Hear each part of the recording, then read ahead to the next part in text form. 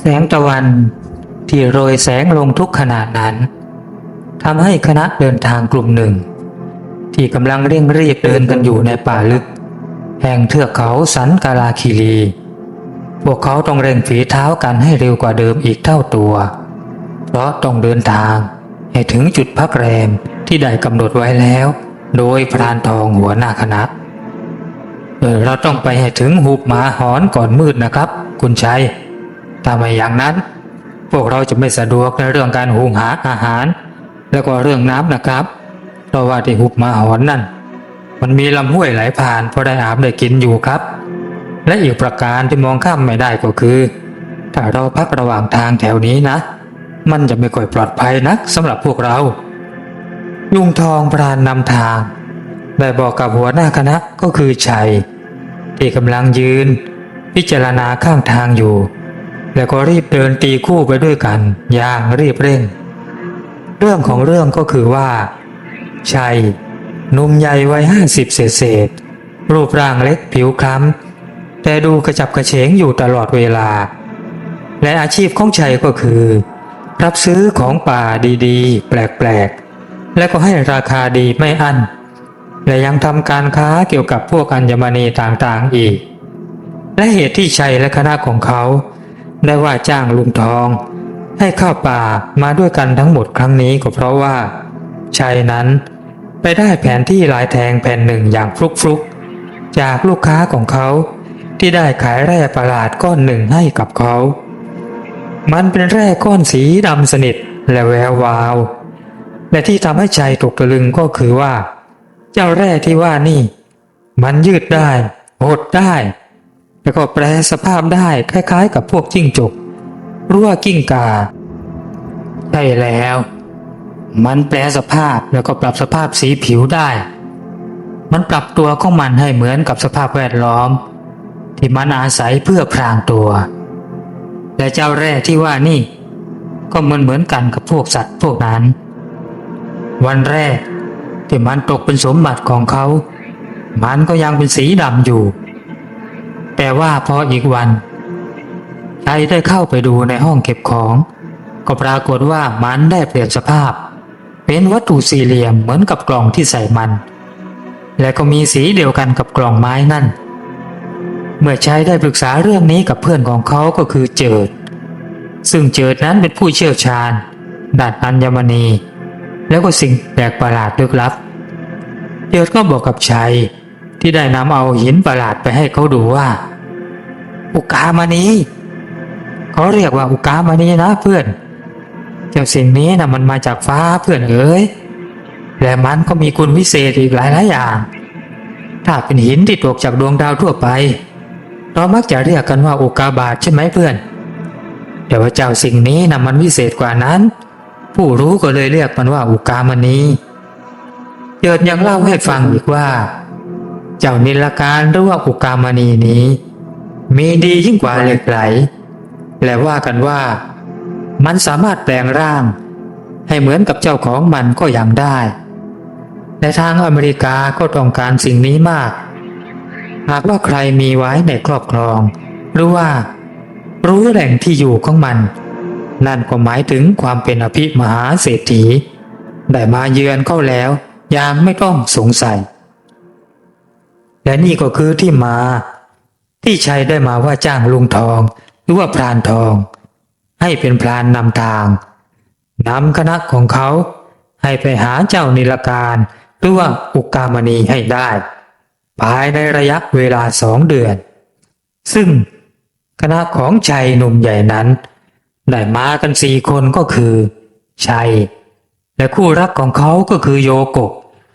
สาวลูกครึ่งไทยญี่ปุ่นอายุราวๆ30 ปีและเจิดกับแฟนของเขาก็คือจอยสาวหน้าใสวัย30ต้นๆและหญิงทั้ง2 คนนั้น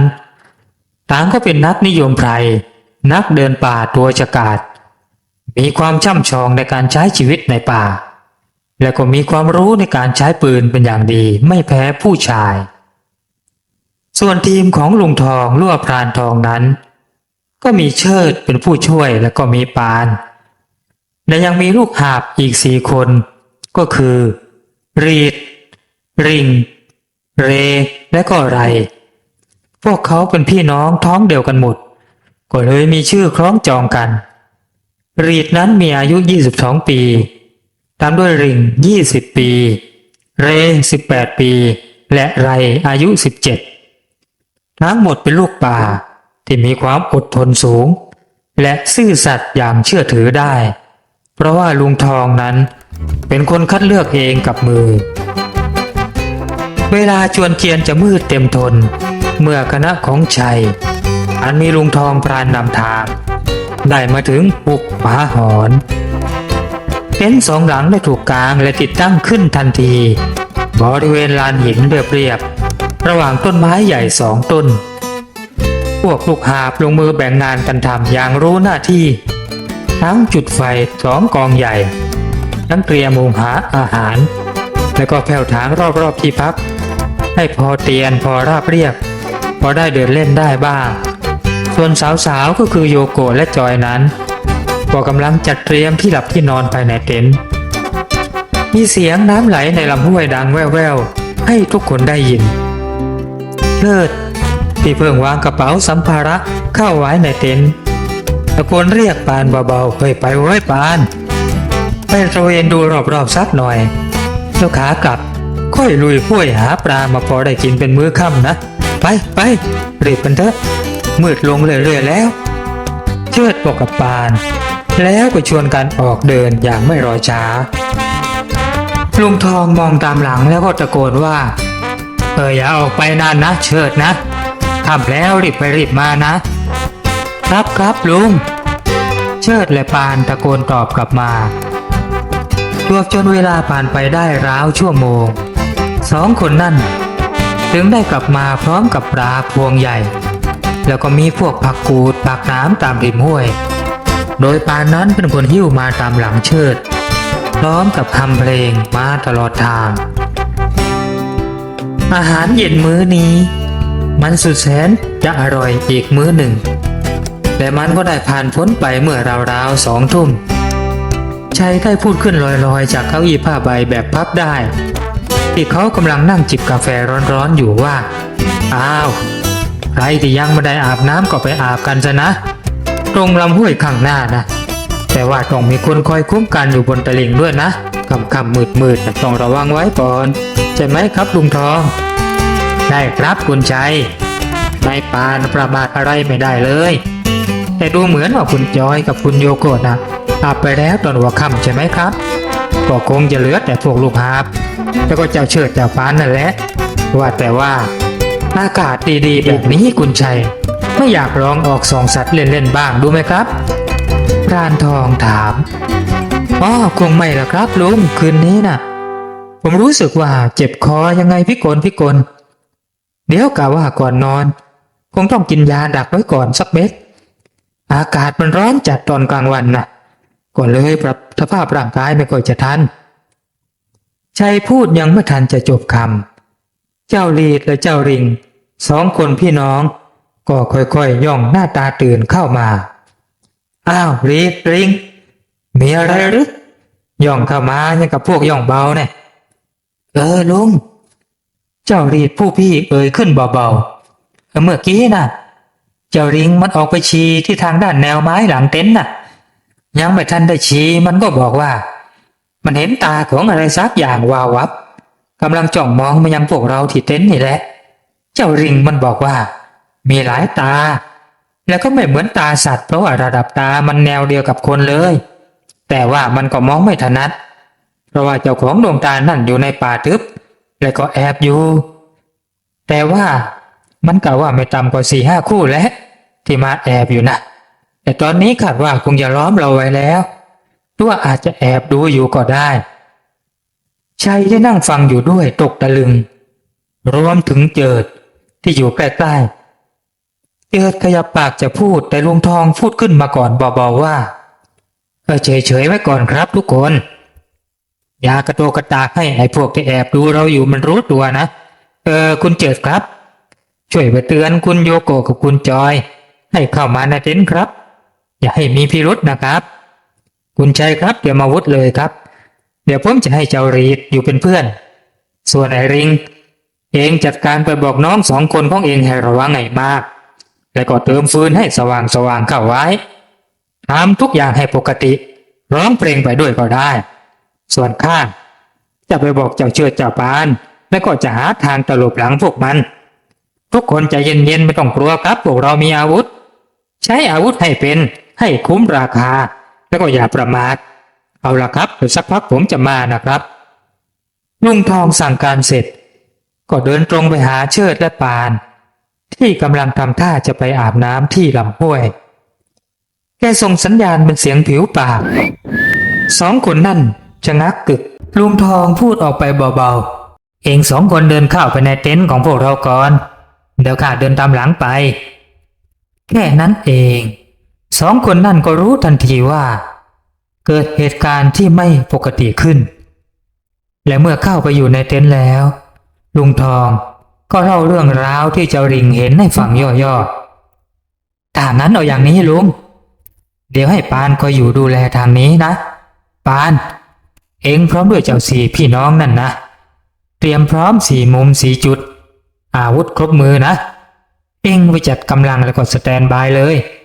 เองเคยเป็นทหารพรานคงรู้ดีข้าไม่ต้องพูดมากส่วนลุงไปกับผมนะเราจะไปดูกันว่ามันเป็นพวกไหนอ้อปานเองและพวกลูกหาบอย่ายิงแต่ยังไม่เห็นว่าเป็นตัวอะไรและก็ต้องดูด้วยว่ามันมาดีหรือว่ามาร้ายนะปานทำสัญญาณมือรับรู้แล้วค่อยๆเดินไปที่พวกลูกหาบอย่างระมัดระวังในขณะที่เชิดกับลุงทองแต่หายแวบเข้าไปในราวป่าแล้วอย่างกับเงาปีศาจการที่เชิดเคยผ่านสนามรบที่ชายแดนทำให้การแฝงตัวเข้าหาฝ่ายศัตรูสำหรับเขาแล้วมันไม่ใช่เรื่องยากในราว10 นาทีเชิดกับลุงทองก็ค่อยๆคลานบ้างย่องบ้างอ้อมไปอยู่หลังตำแหน่งบริเวณที่เจ้าริงบอกว่ามองเห็นในตาของอะไรไม่รู้จำนวนมากแอบซุ่มอยู่ไปฉายกระบอกยาวในมือของเชิดและลุงทองได้ถูกเปิดสวิตช์ขึ้นมาทันทีลำแสงยาวได้ฉายขึ้นไปบนท้องฟ้าก่อนที่จะค่อยๆเบนลงด้านล่างยังบริเวณตำแหน่งอันเป็นจุดน่าสงสัยและจากลำแสงอันเจิดจ้าที่พุ่งออกจากไฟฉายทั้งสองกระบอกเชิดกับลุงทองก็ได้มองเห็นร่างของสิ่งหนึ่งลักษณะคล้ายๆกับมนุษย์แต่ว่ามีขนปกคลุมอยู่ทั่วตัวพวกมันมีขนาดเหมือนกับมนุษย์ตัวโตๆ6-7 ตัวและก็กำลังหันขวับมายังที่เชิดกับลุงทองได้ซุ่มตัวอยู่และจากลำแสงนั้นใบหน้าอันแสนจะอัปลักษณ์ของเจ้าสิ่งนั้นก็ได้ทำให้ทั้งสองถึงกับตัวแข็งไปชั่วขณะลิงป่าดำลุงทองพึมพำในลำคอเชิดพยักหน้ารับรู้เพราะเขากับลุงทองนั่นก็เคยเผชิญกับลิงป่าดำพวกนี้มาแล้วเมื่อ2 ปีก่อนที่หุบเสือร้องดังนั้นเมื่อลุงทองบอกเชิดว่าให้ยิงไล่อย่างเดียวเชิดจึงจัดการยิงไปทันทีอย่างระมัดระวังเพราะว่าเจ้าลิงยักษ์พวกนี้เป็นพวกที่มีความอาฆาตสูงหากพวกมันตัวใดตัวหนึ่งล้มเจ็บหรือว่าตายลงมันจะไม่ยอมเลิกราง่ายๆตูมเสียงดังสนั่นป่ากระสุนลูกปลายเบอร์12ที่ยิงขึ้นฟ้าไปได้ไปโดนกิ่งไม้เหนือหัวของลิงยักษ์พวกนี้พวกมันตกใจไปชั่วขณะในขณะที่กิ่งไม้ขนาดเท่าท่อนแขนก็หักร่วงลงมาพร้อมๆกับที่ฝูงลิงนรกทั้งหมดก็พากันกระโดดหนีหายเข้าป่าไปจนหมดภายในเวลาไม่กี่อึดใจทั้งสองคนถอนหายใจยาวลุงทองพูดกับเชิดว่าไอ้พวกนี้น่ะมันมาถึงป่านี้เลยหรือว่าเชิดชักจะไม่ค่อยเข้าตาซะแล้วเดี๋ยวเราต้องไปปรึกษากันใหม่กับคุณชัยคุณเจิดไปกันเถอะมันเพ่นไปหมดแล้วล่ะและเมื่อกลับมาถึงเต็นท์ทุกคนที่นั่นต่างก็เตรียมพร้อมกันอยู่อย่างระมัดระวังและก็กระวนกระวายจนเมื่อได้ยินเสียงปืนดังขึ้น1 นัดแล้วก็เงียบก็ยิ่งทำให้คิดกันไปต่างๆนานาผมคุยกับเจ้าเรียดแล้วว่าถ้าอีก20 นาที พวกลุงไม่กลับมาก็คงจะต้องออกไปตามดูชัยพูดกับลุงทองและโยโกะคู่รักของชัยก็เสริมขึ้นมาว่าใช่ค่ะลุงทองพวกเราเป็นห่วงลุงและก็เจ้าเชิดเห็นเงียบหายไปเลยแล้วจู่ๆก็มีเสียงปืนแต่ว่าก็ใจชื้นเพราะว่าได้ยินนัดเดียวนี่ถ้ายิงรัวหลายนัดแล้วก็ยิ่งเป็นกังวลไปใหญ่อย่าเป็นกังวลไปเลยครับเชิดตอบในป่านี้น่ะมันมีเหตุการณ์หลายอย่างที่เราคิดไม่ถึงเกิดขึ้นได้ตลอดเวลาครับสิ่งเดียวที่เราจะช่วยได้ก็คือความรอบคอบแล้วก็ไม่ประมาทครับใช่แล้วครับคุณใจคุณเจิดลุงทองเสริมและอีกอย่างนะครับในป่าในดงห้ามทำอะไรที่เป็นการลบหลู่แล้วก็ผิดป่านะครับมันจะไม่ค่อยดีกับเราและก็หมู่คณะเรื่องนี้ผมกับชัยเข้าใจดีครับเจิดพูดขึ้นมาบ้าง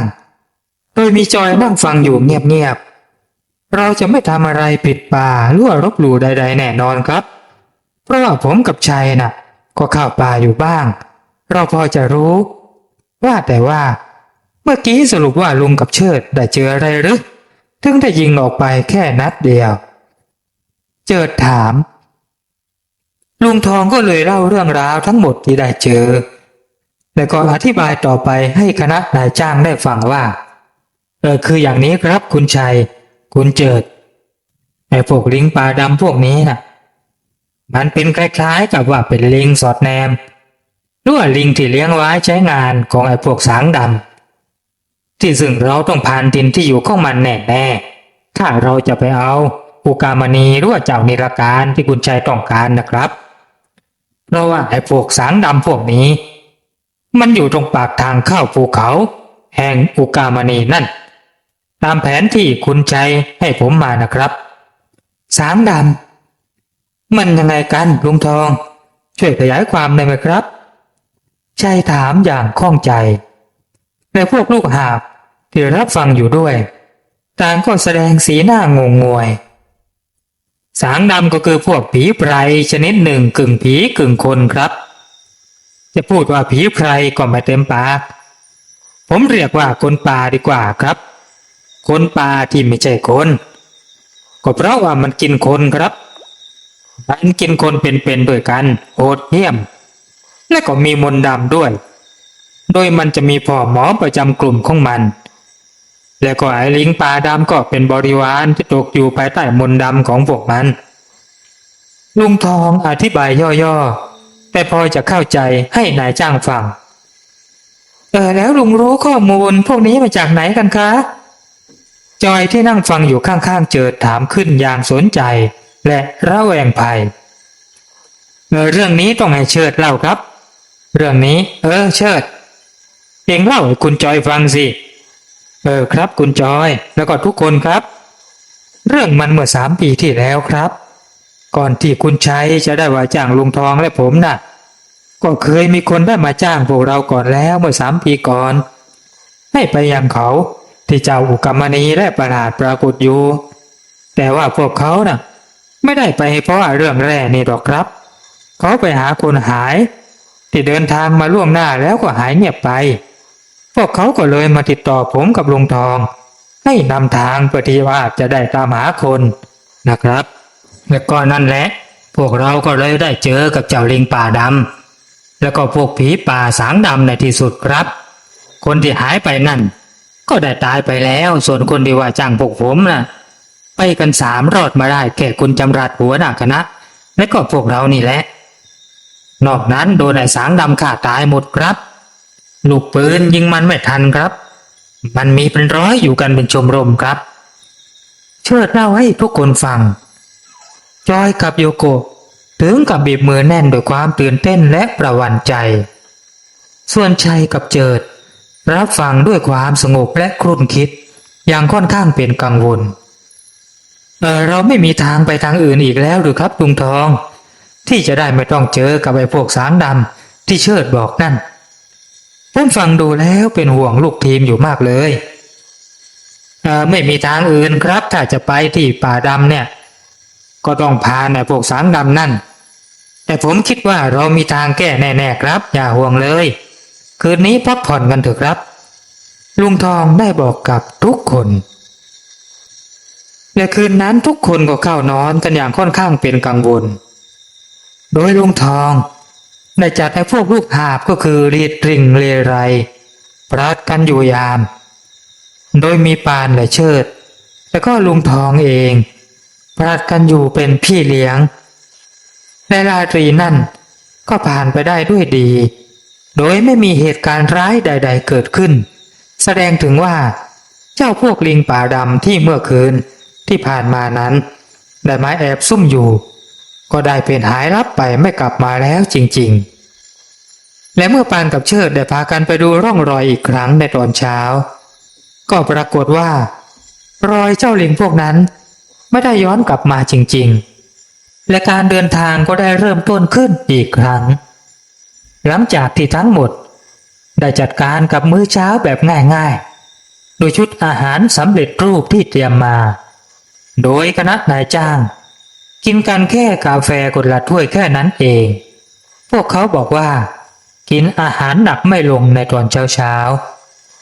ผิดกับพวกลูกหาบและพวกพรานที่ต้องเล่นอาหารหนักไว้ก่อนเพราะว่าต้องใช้แรงงานถ้าไม่กินก็คงจะแบกหามไม่ไหวลูกพี่เจ้าเรและเจ้าไรบอกกับเจิดยิ้มเมื่อเห็นเจิดเดินเฉียดเข้าไปเต็มที่เลยไอ้น้องเดี๋ยวอีกสักหน่อยพวกพี่ก็คงจะต้องกินเหมือนกับน้องนั่นแหละเพราะว่าเริ่มใช้พลังงานเยอะขึ้นทุกวันนะทุกคนออกเดินทางผ่านป่าโปร่งสลับกับพวกทุ่งหญ้าคาที่โบกไว้พริ้วตามแรงลมยามสายทุ่งหญ้าคานั้นกว้างไกลสุดลูกหูลูกตาจนเชิดและพรานทองไม่สบายใจนักที่ต้องเดินตัดผ่านเพื่อที่จะไปยังป่าดำทุกคนต้องเดินตามหลังกันไปอย่างระมัดระวังเพราะว่าทุ่งหญ้าคานั้นสูงท่วมหัวเมื่อเข้าไปเดินแล้วก็มองเห็นรอบๆแต่จะไม่เห็นอะไรลุงทองบอกให้เชิดไปเดินคุมท้ายขบวนกับปานตัวแกเองนั้นเดินนำตามด้วยชัยโยโกะและก็จอยแล้วก็มีเจิดตามหลังแดดในเดือนกันยายนเริ่มทวีความร้อนขึ้นเรื่อยๆแต่ยังดีที่พอมีร่มเงาจากพวกหญ้าคาที่สูงท่วมหัวในเมื่อพากันเดินกันไปได้ราวๆครึ่งทางลุงทองก็ส่งสัญญาณให้หยุดแกยกนิ้วชี้ขึ้นแตะริมฝีปากเป็นอานัตสัญญาณให้เงียบๆแกกระซิบบอกกับชัยที่เดินตามแกว่าเสือครับเสือดำอยู่ที่ต้นไม้ที่ยืนต้นตายเดี่ยวๆข้างหน้าครับแกชี้มือให้ชัยดูต้นไม้ที่ยืนต้นตายกลางทุ่งต้นหนึ่งห่างออกไปราวๆ300 หลาเห็นจะได้และที่ตรงนั้นเสือดำรุ่นหนุ่มตัวหนึ่งมันกำลังปีนป่ายอยู่บนกิ่งไม้ใหญ่ที่ยืนยาวออกไปในทุ่งหญ้าคาในตอนนี้มันก็มองเห็นพวกมนุษย์แล้วเจ้าเสือดำตัวนั้นจะงักอยู่กับที่แล้วก็จ้องมองมายังกลุ่มคนที่หยุดอยู่อย่างแปลกใจมันคงไม่เคยเห็นมนุษย์แน่ๆเพราะว่าดูท่าทางมันสงสัยและไม่กลัวพอสักครู่มันก็เพ่นลงจากกิ่งไม้ตายนั่นแล้วก็เดินตรงมายังกลุ่มคนที่ยืนกันอยู่อย่างรวดเร็วคล้ายกับมีความสงสัยใกล้รู้ตูมลุงทองกดลูกซองขึ้นฟ้าเสียงดังสนั่นเจ้าเสือขี้สงสัยชะงักกึกมันร้องอย่างตกใจแล้วก็หันกลับเพ่นแผลวไปข้างหน้าอย่างสุดแรงเกิดดงหญ้าคาลู่เป็นทางเหมือนกับระลอกคลื่นก่อนที่ในที่สุดเจ้าเสือตัวนั้นจะหายลับสายตาไปผมว่าสัตว์ในป่าดงลึกพวกนี้พวกมันคงไม่เคยเห็นคนไม่เคยได้ยินเสียงปืนพอมีเสียงดังปานฟ้าผ่าแบบนี้มันเลยตกใจคงจะนึกว่าฟ้าผ่าชัยได้บอกกับทุกคนยิ้มใช่อย่างที่เองว่านะชัยป่ายังบริสุทธิ์อยู่มากข้าว่าแบบนี้นะต้องมีสัตว์แปลก สัตว์อันตรายเยอะแน่ๆพวกเราต้องระวังไว้นะเจิดได้บอกกับทุกคนตามภาษาคนที่มีความรอบคอบอยู่เสมอและหลังจากพักกินอาหารเที่ยงกันอย่างเร่งรีบทุกคนก็ออกเดินตัดทุ่งต่อไปลุงทองบอกว่าจะต้องเข้าชายดงให้ได้ก่อนที่จะค่ำลงกลางทุ่งแบบนี้และพอราว4 โมงเย็นนิดคณะทั้งหมดก็พบว่าได้หลุดออกจากทุ่งหญ้าคาแล้วอย่างกระทันหันแต่ตอนนี้พวกเขาก็ยืนอยู่บนไหล่เขาขนาดใหญ่และเมื่อมองกลับลงไปก็พบว่าทุ่งหญ้าคาที่บุกกันมาทั้งวันนั้นมันช่างกว้างใหญ่สุดลูกหูลูกตาจนงงกันว่าพากันตัดทุ่งกันมาได้อย่างไรโดยไม่มีใครเป็นอะไรเอาล่ะครับทุกๆคนตอนนี้นะเรามาถึงชายดงของป่าดำแล้วคืนนี้เราจะพักกันที่นี่และพรุ่งนี้ตอนบ่ายๆเราน่าจะถึงที่หมายครับถ้าไม่มีเหตุการณ์อะไรมาขัดลุงทองประกาศขึ้นหลังจากที่ได้พากันปลงสัมภาระลงวางไว้ที่พื้นก็แสดงว่าเราต้องตัดเข้าไปในเขาลูกนี้หรือลุงชัยได้ถามขึ้นพร้อมกับยื่นมือรับกระติกน้ำจากโยโกะใช่ครับคุณชัยเขาที่เรากำลังนั่งอยู่ชายขอบนี่แหละคือเขาป่าดำคุณชัยลองมองเข้าไปในป่าดูสิครับทุกอย่างดำพรึดไปหมดเพราะความรกทึบของหมู่ไม้ที่เบียดเสียดกันมาชั่วนาตาปีและผมเองก็คิดว่าทางด้านทุ่งหญ้าคานี้น่ะคณะของเราก็คงจะเป็นคณะแรกที่เดินทางมาถึงแน่ๆครับเอาล่ะครับทุกคนพักผ่อนตามอัธยาศัยเดี๋ยวผมขอสั่งการกับพวกลูกหาบในการเต็นท์กันก่อนครับลุงทองบอกในขณะที่เชิดกับปานได้ขอตัวออกไปสำรวจรอบๆเพื่อจะได้อะไรมาเป็นเสบียงบ้างความมืดได้โหมคลุมลงมาอย่างไรเขาอย่างเงียบเชียบและรวดเร็วสาวๆได้เข้านอนกันแล้วหลังจากตรากตรำจากการเดินทางและในไม่ช้าความเงียบก็ได้เข้ามาปกคลุมเต็นท์ทั้งสองหลังมีเพียงแสงไฟจากกองไฟกองใหญ่ที่ส่องสว่างไปรอบๆที่พักและเชิดกับพวกลูกหาบก็ยังนั่งเป็นยามกันอยู่เหมือนที่ทำกันมาทุกๆคืนลุงทองเดินเข้าไปหาเชิดกับปาน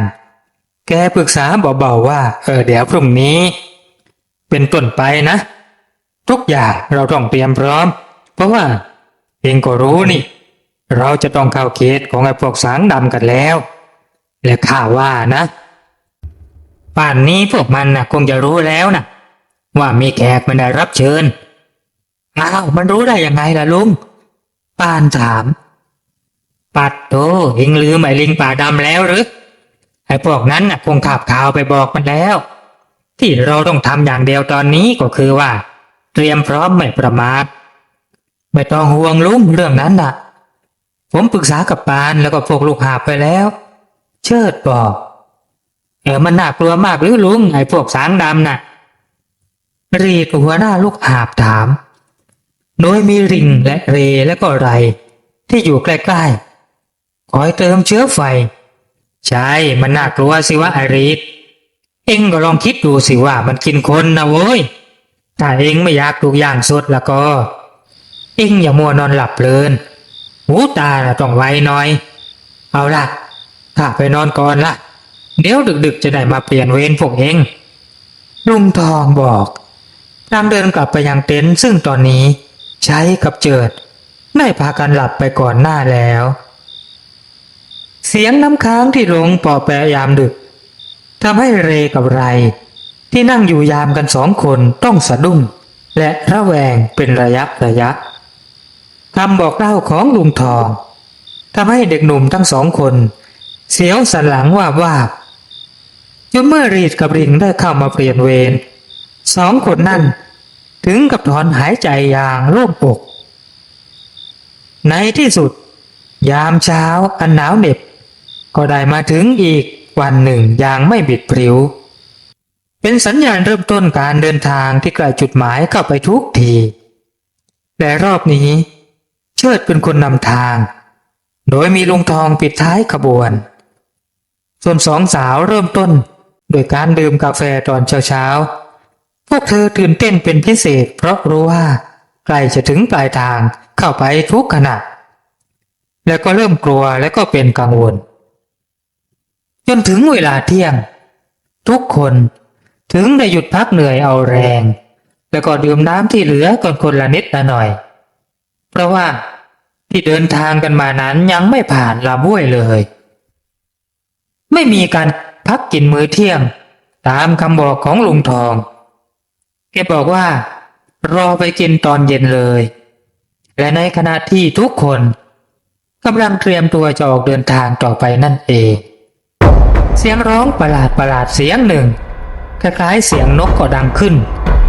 แต่มันก็รับเป็นทอดๆแว่วมาให้ได้ยินไกลๆเสียงอะไรกันลุงจอยที่เดินอยู่ใกล้กับลุงทองถามอย่างตื่นส่วนโยโกะก็เงี่ยหูฟังอย่างระแวงภัยลุงทองไม่ตอบแต่ยกมือเป็นสัญญาณให้เงียบแล้วก็บอกคณะให้หยุดทันทีแต่ณที่บริเวณที่พวกเขาหยุดกันนั่นมันเป็นลักษณะทางลาดลงสู่หุบเล็กๆหุบหนึ่งมีไหลเขาล้อมรอบคล้ายๆแอ่งกระทะซึ่งคณะต้องเดินลงในแอ่งนี้เพื่อที่ว่าจะตัดไปยังไหลเขาอีกฟากทำเลแบบนี้เหมาะสำหรับซุ่มโจมตีมากซึ่งเชิดอดีตทหารพรานรู้ดีรวมทั้งป่านก็รู้ดีด้วยพวกเขาเอะใจทันทีและตรงมาหาลุงทองท่าทางจะไม่ค่อยเข้าทีแล้วนะลุงว่ะเอางี้เองนะรีบจัดการพวกไอรีดกับน้องๆมันให้เข้าที่กำบังเลยหาสิ่งกีดขวางมาบ้างพอดีนะพวกน้ำพวกอะไรไก่ตัวน่ะเดี๋ยวข้ากับปานน่ะจะไปหาคุณชัยก่อนปะโถเฮ้ยมันฉุกเฉินจริงๆทุกคนตื่นตัวแต่ก็เตรียมพร้อมกันอย่างฉุกละหุกชัยกับเจิดไม่ได้มีท่าทีตื่นเต้นจนเกินไปพวกเขาสามารถควบคุมสติได้ตามวิสัยผู้นำปืนไรเฟิลของทั้งคู่ถูกกระชับอยู่ในมือในขณะที่ย่ามของพวกเขานั้นมีน้อยหนาเหล็กหรือว่าระเบิดมืออยู่ในย่ามเต็มพิกัดไม่น้อยกว่า 7-8 ลูกการเดินทางมาครั้งนี้อาวุธหลายอย่างถูกนำมาเพื่อป้องกันเหตุร้ายที่ไม่คาดคิดรวมถึงระเบิดขว้างและ TNT ก็มีมาเสียงนกประหลาดเงียบหายไปทุกคนระวังและอยู่ในที่ซุ่มเกือบชั่วโมงปานซึ่งเชือดให้แอบออกไปดูลาดเราก็กลับเข้ามามันไปแล้วครับก็บอกเชิดกับลุงทองโดยมีนายจ้างทั้ง4ฟังอยู่ด้วยโยโกะเอาปืนพกสั้นเสียบเข้าซองปืนที่โคนขาเหมือนเดิมในขณะที่จอยก็วางปืนของหล่อนไว้ข้างต้นไม้เช่นเดิมในพวกมันมากัน3 ตัวครับปานเริ่มต้นเป็นไอ้พวกสางดำนึกแล้วไม่มีผิดลุงทองว่าเพียงแต่ว่ามันคงจะมาลองดูลาดเราทำไมมันมาดูเราไวมากนะวะข้าว่าไอ้ลิงพวกนั้นแหละจะไปบอกมันลงอีแบบนี้นะมาเล่นเราแน่ๆคืนนี้จะเอายังไงกันดีลุงทองจะเอายังไงก็เอานะพวกผมนะมีพวกระเบิดและก็อาวุธปืนมาหลายกระบอกผมจะเป็นฝ่ายส่งกำลังบำรุงส่วนเชิดกับลุงก็จัดแจงเรื่องป้องกันนะครับคืนนี้เราต้องจัดเวรยามกันให้แน่นหนาแล้วเราจะพักกันที่นี่หรือว่าเราจะไปต่อเจิดได้ถามขึ้นอย่างลอยๆเราต้องไปต่อครับคุณเจิดเพราะนี่แค่ครึ่งวันเองเรายังพอมีเวลาที่จะไปให้พ้นหุบเล็กๆนี่แล้วสักราวบ่าย 3 บ่าย 4 โมงเราก็จะพักกันครับจะได้มีเวลาดัดแปลงที่พักลุงทองอธิบายนายจ้างแล้วเร่งรถออกเดินทางต่อไปโดยรอบนี้ให้ปานมาเดินนำส่วนแกจะออกล่วงหน้าไปก่อนราวๆ10 นาทีโดยแกจะทำเครื่องหมายให้ตามไปเป็นระยะเพื่อความปลอดภัยซึ่งวิธีนี้นับว่าดีมากปลอดภัยสำหรับคณะข้างหลังจวบจน4 โมงเย็น คณะทั้งหมดก็ตามมาทันลุงทองที่ยืนรออยู่ตรงทางด่านสัตว์ข้างหน้าแกยิ้มให้ชัยและโยโกะพลางยื่นกระติกน้ำที่มีน้ำอยู่เต็มปรีให้กับทั้งสองเราจะพักกันตรงนี้ครับคุณชัยถัดไปอีกนิดเดียวก็จะมีถ้ำแล้วก็แอ่งน้ำซับมันเป็นแอ่งเล็กๆมีน้ำผุดขึ้นมาจากใต้ดินใสสะอาดมากครับเดี๋ยวไปดูกันดีกว่าครับไปพวกเราไปที่ถ้ำกันและที่ถ้ำนั้นลุงทองได้นำทุกคนไปดูมันช่างเหมาะเจาะสำหรับพักแรมอย่างมากโดยรอบๆถ้ำนั้นมีลักษณะเป็นแนวหินเป็นเนินยาวแล้วก็มีโพรงรั่วถ้ำตรงกลางซึ่งถ้าไม่สังเกตดีๆหรือว่าไม่ได้เฉียดกายเข้ามาก็จะไม่รู้เลยว่ามีถ้ำด้วยมีต้นไม้น้อยใหญ่ขึ้นเบียดเสียดบังตาโดยรอบด้านหน้าถ้ำนั่นมีไม้ใหญ่แล้วก็มีลานโล่งไม่มากนักแต่พอที่จะกางเต็นท์พักแรมได้ถัดไปลงด้านล่างทางขวามือมีแอ่งน้ำซับที่ผุดขึ้นมาจากใต้ดินตลอดเวลาน้ำได้ไหลจากแอ่งที่ว่านี้ลงไปเบื้องล่างและค่อยๆกลายเป็นลำห้วยเล็กๆดังนั้นแอ่งแห่งนี้จึงเป็นต้นน้ำของห้วยสายที่มองเห็นนั่นเองใจดิดนิ้วเปาะเมื่อมองเห็นถ้ำเหมาะมากเลยลุงชัยภูมิดีมากเชิดได้เสริมขึ้นมาว่าใช่ครับเยี่ยมยอดมากเอาอย่างนี้ไหมครับคุณใจคุณเจิดเพราะว่าพวกเราทั้งหมดพักนอนกันในถ้ำนั่นแหละแต่ว่าเราจะกางเต็นท์บางทางเข้าถ้ำไว้ทำให้เหมือนกับว่ามีคนพักในเต็นท์ส่วนด้านนอกเต็นท์น่ะเราก็ทำเหมือนเดิมก็คือมีไฟมีเวรยามดีไหมครับเด็ดขาดมากเชิดเอาตามนี้เลยครับชัยบอกและจากนั้นทุกคนก็เร่งรีบทำอาหารส่วนเจ้ารีดเจ้าริงเจ้าเรและเจ้าไรต่างก็เร่งเตรียมทำกับดักรอบๆที่พักโดยทำบ่วงแล้วบ้างทำขวากบ้างไว้รอบๆนอกส่วนรอบๆด้านในถัดเข้ามานั่น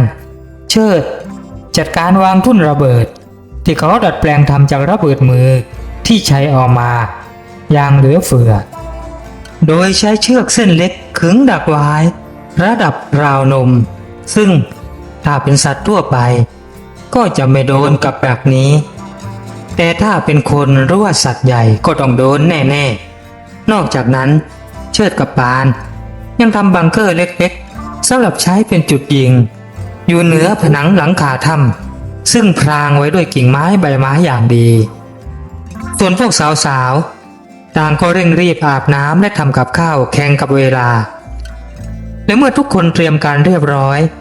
ต่างก็พากันไปอาบน้ำอย่างเร่งด่วนหลังจากที่ไม่ได้อาบกันมา2-3 วันแต่ความมืด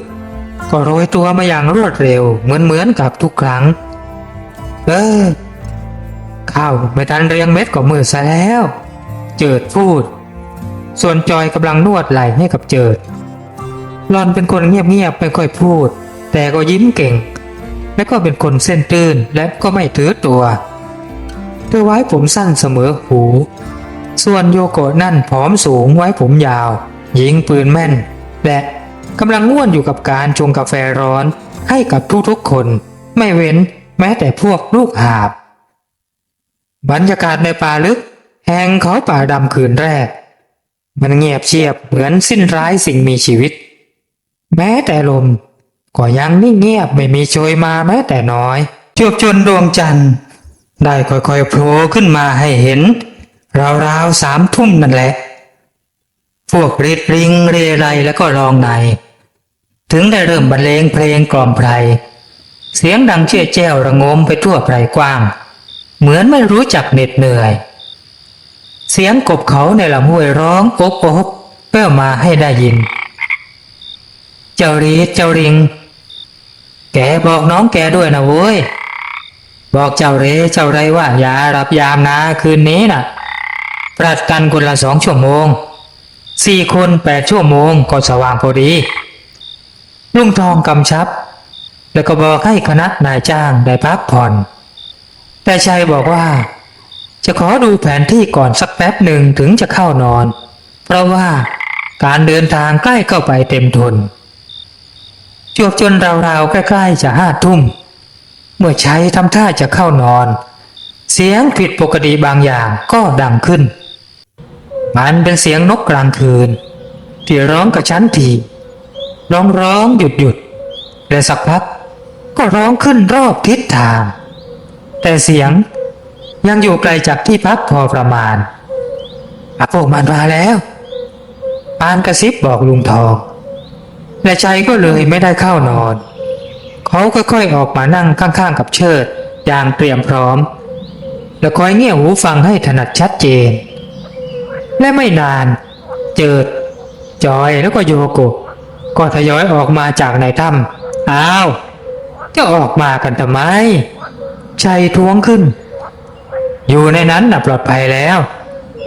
ชัยพูดยังไม่ทันขาดคำเสียงกูแหลมก็ดังขึ้นในท่ามกลางราตรีมันส่งสัญญาณแล้วเชิดรายงานแล้วก็พูดต่อว่าผมคิดว่ามันคงจะระดมพลแน่นอนพวกมันคงกะจะกินเราแน่ๆเพราะว่าไม่มีใครผ่านมาทางนี้อย่างน้อยกว่า3 ปีแล้วแต่ว่าอย่าห่วงครับถ้ามันฝ่าเข้ามากับดัก2 ชั้นของเราคงทำงานแน่ๆแต่ว่าถ้ามันมากันมากก็ต้องช่วยกันยิงอย่าให้มันเข้ามาถึงตัวไอ้พวกสางดำพวกนี้นะมันใช้หอกครับใช้หอกกับธนูเป็นอาวุธดังนั้นเราจะประมาทไม่ได้เลยโดยเฉพาะลูกดอกของมันนะอาบยาพิษนะครับเสียงร้องหูยาวๆยังคงดังให้ได้ยินเป็นระยะดังเป็นช่วงๆในยามดึกใช้อดทนไม่ไหวทำท่าจะเหนี่ยวไกปืนหลายครั้งดีที่โยโกะเมียสาวร่างผอมสูงคอยห้ามไว้เหมือนกับพวกสางดำพวกมันตั้งใจจะทำสงครามประสาทกับพวกเขาแต่จนเวลาผ่านไปได้สักพักเสียงร้องกูหากันของพวกมันก็เงียบลงมันเงียบจนน่ากลัวแม้กระทั่งพวกเรดลิงเรไรก็พากันเงียบจนหมดสิ้นแล้วสิ่งที่คาดคิดกันไว้ก็เกิดขึ้นจริงๆเสียงระเบิดมือที่ได้ทำเป็นกับดักไว้มันได้ระเบิดขึ้นแล้วตรงโน้นบ้างตรงนี้บ้างมันดังปานฟ้าถล่มประสานกับเสียงร้องครางของพวกสางดำที่ดังโหยหวนเหมือนกับเสียงยมทูตเรียกวิญญาณพวกมันโดนเข้าแล้วล่ะนายเรกับไรพูดขึ้นอย่างลิงโลดและฉับพลันเสียงตูมทางด้านทิศใต้ด้านที่ใกล้กับถ้ำก็ระเบิดขึ้นอีกตูมเสียงร้องอาร์ตดังให้ได้ยินถนัดชัดเจนลุงทองรีบสั่งทุกคนทันทีพวกเราอย่าเพิ่งฉายไฟกันนะยังมีกับดักด้านในที่รอพวกมันอยู่อย่าเพิ่งส่องไฟอย่าเพิ่งฉายไฟเดี๋ยวพวกมันจะเห็นแล้วก็รู้ตัวในสักพักเสียงหวีดเคี้ยวก็ดังขึ้นให้ได้ยินเป็นระยะบางทีก็เป็นเสียงร้องระงมแสดงว่าพวกมันได้หลุดเข้ามาทางด่านที่2แต่ก็โดนบ่วงแล้วโดนขวากกันบ้างแล้วเอาล่ะทีนี้ฉายไฟได้ฉายพร้อมๆกันลุงทองสั่งการและทันใดนั้นไฟฉาย6-7 กระบอกก็ถูกเปิดขึ้นพร้อมกันราวป่าด้านหน้าได้สว่างไสวเหมือนกับมีคนเปิดสวิตช์ไฟที่เสาไฟฟ้าและภาพอันน่าสยดสยองที่ทุกคนเห็นมันก็คือซากร่างหลายๆร่างของพวกสางดำที่ได้ซ้อนฟุบอยู่พอแรงระเบิดบ้างที่โดนแล้วรัดคอบ้างรัดขาแขวนอยู่ตามต้นไม้บ้างและที่ตกลงไปในหลุมขวากที่เสียบปลายไม้แหลมไว้คะเนยามคร่าวๆไม่น่าจะต่ำกว่า10 กว่าคนและทันใดนั้นเสียงโห่ร้องก็ดังขึ้นอีกในราวป่ารอบๆที่พักแม่งยังไม่เข็ดอีกหรือพวกเองปานคำรามพร้อมกับขึ้นไปยังบังเกอร์ที่ทำไว้บนหลังคาถ้ำทันทีพร้อมกับเชิดที่ตรงนั้นทั้งปืนลูกซองเดียวปืนลูกซอง5 นัดและก็ไรเฟิลถูกวางเรียงรายเตรียมพร้อมไว้แล้ว ยังมีหน้าไม้ที่ติดหัวลูกดอกโดยหัวระเบิดชนิดรุนแรงก็มี ซึ่งชัยเป็นคนเตรียมมาเพื่อเหตุฉุกเฉินชัยกับเจิดเดินตามขึ้นไปติดชัยสั่งการทันทีเลยเชิดนายยิงหน้าไม้ติดระเบิดนั่นเลยยิงไปที่กลุ่มพวกมันนั่นแหละมันจะได้ถอยไปผมไม่อยากฆ่ามันสิ้นคำสั่งเสียงเฟี้ยวยาวๆก็ดังขึ้นตามโดยเสียงตูมใหญ่ปานฟ้าถล่มในยามดึกรอบนี้ไอ้พวกสางดำที่เป็นหน่วยกล้าตายพวกที่นำหน้ามาก่อนกระเด็นขึ้นไปบนอากาศ 3-4 คนมองเห็นได้อย่างชัดเจน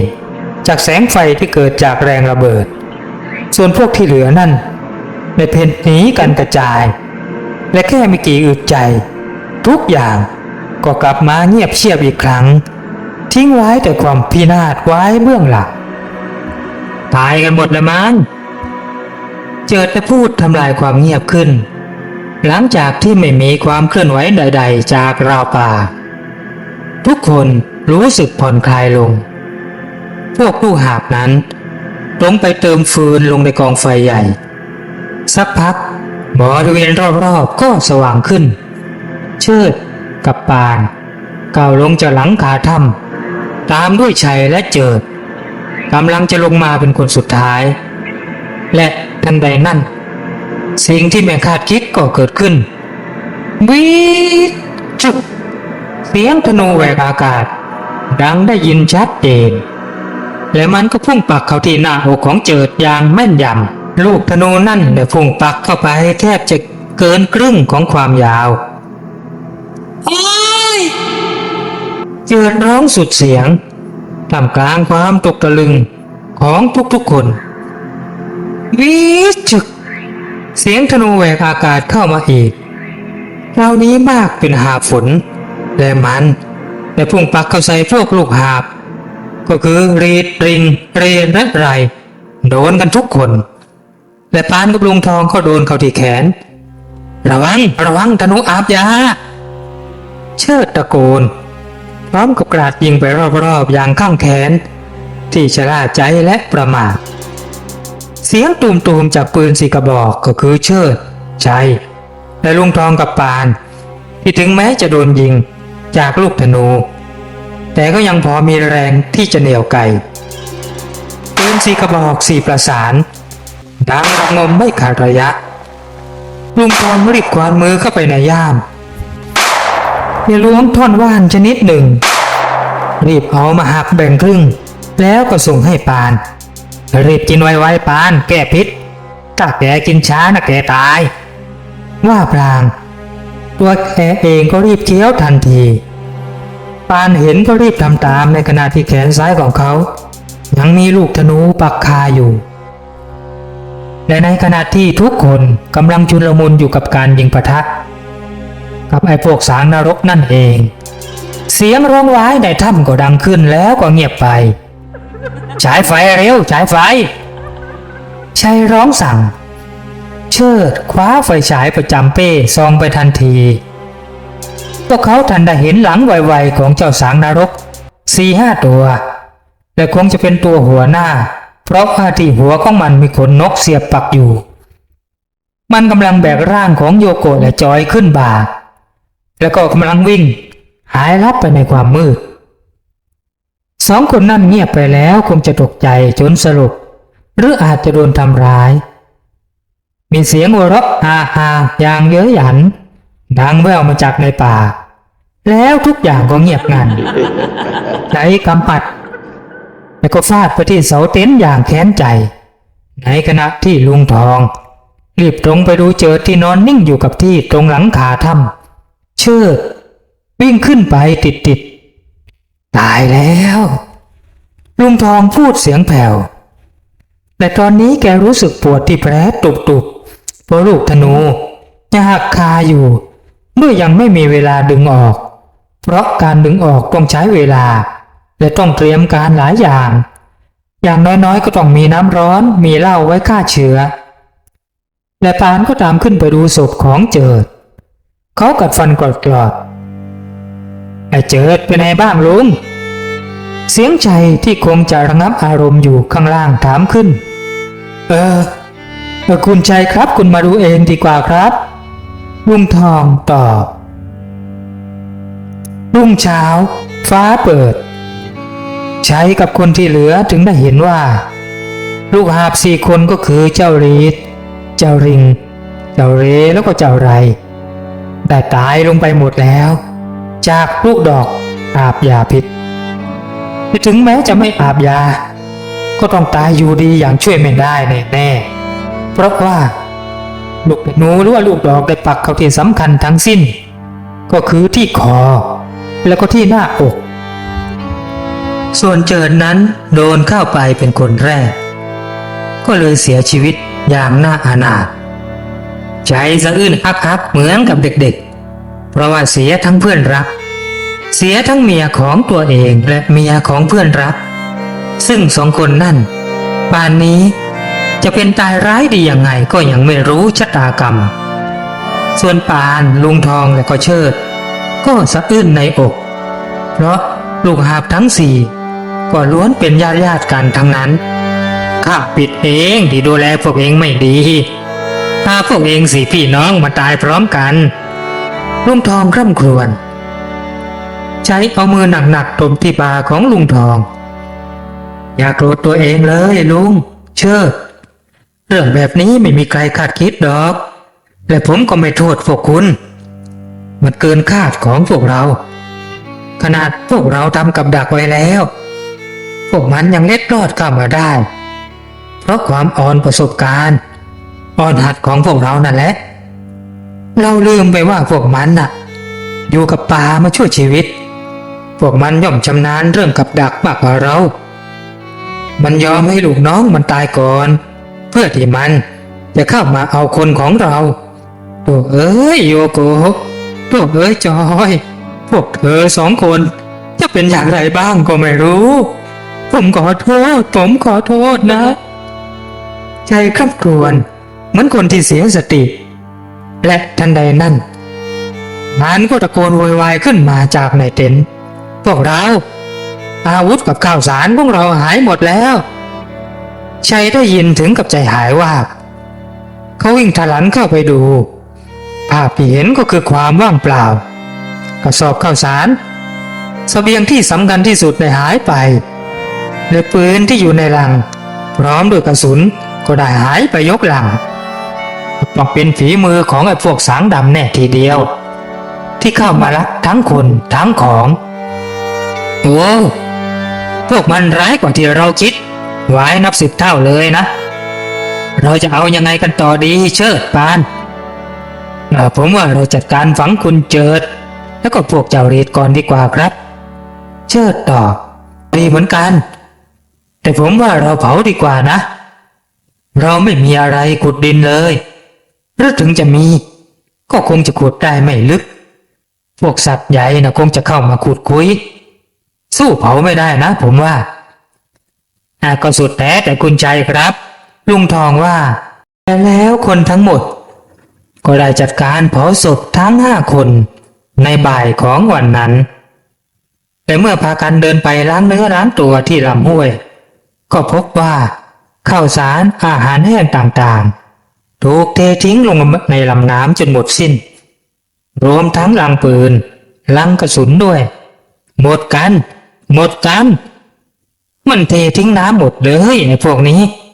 มันมีสมองเหมือนกับมันรู้ว่านี่คืออาวุธนี่คืออาหารลุงทองพูดไม่เป็นไร